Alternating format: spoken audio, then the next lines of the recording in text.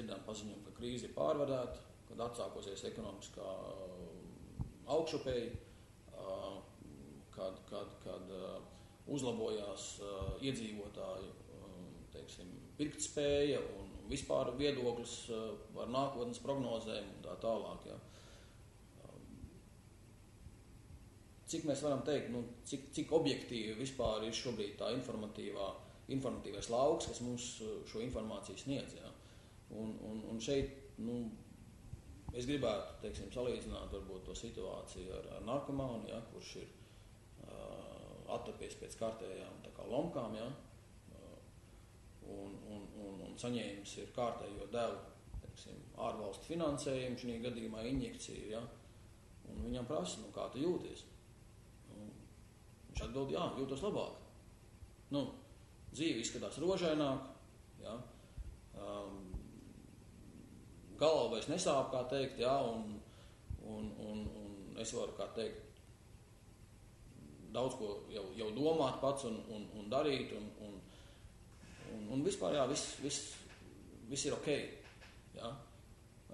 Vai šo atbildi mēs varam pieņemt tā, ka tiešām tas ir ok, ar to cilvēku viss ir kārtībā. Ja?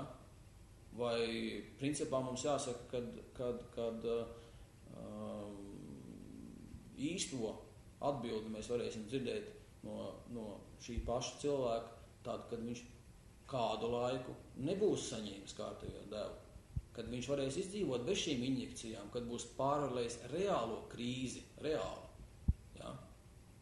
Lai nonāktu tā, ka viņš var dzīvot bez šī papildus stimulātora.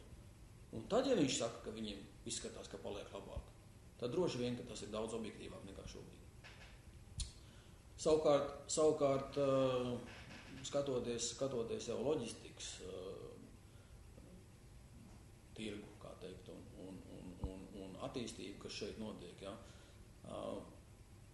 viens faktors, kas ir jāņem vērā, kad ekonomiskā teorija ir pierādījusies arī šobrīd par to, kad loģistikas aktivitāte pieaug 2 reizes ātrāk vai 2 reizes straujāk, kā pieaug valsts koprodukts, bet kad arī samazinās, tad arī samazinās 2 reizes ātrāk.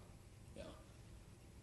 Un šeit mēs redzam, jā, kad kritums tieši tanīs loģistikas darbībās, kas ir saistīts ar Latvijas tirgu, bijis ļoti strauši.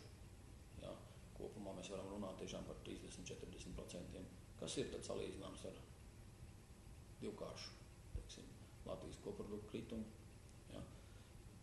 Bet ir arī otrs tirgus, kas ir tranzīta tirgus, kurā mēs krīzes brīdī spējām rast tādu atspaidu. Ja, mēs diezgan strauji palikām konkurentspējīgi tieši šī tranzīta tirgu, gan cenas ziņā, gan pieejamo resursu ziņā, gan arī, protams, pateicoties somu kolēģiem, kas cītīgi nodarbojās ar streikošanu. Ja, un principā zāģēja zarus, kur paši sēž. Tagad krīze, vismaz, ja mēs tā skatāmies, tas psiholoģiskais krīzes ietekmi vairs neveicina mūsu konkurentspēju, jo tā, ka mēs sakam, krīze ir beigusies, tad mēs tā kā atspringstam un neesam gatavi, kā teikt, iet caur nopietnām grūtībām, lai vispār kaut kādu biznesu panāktu. Ja? Un Somi arī ir beiguši streikot un sapratuši, ka tā arī vairs nevar, jo nebūs jau vairs kam streikot, tas bizness pagriežās prom no Somijas un viņu apgrozījums samazinās, peldoto kravu apjoms samazinās. Un zināmā mērā krīze šobrīd ir tur.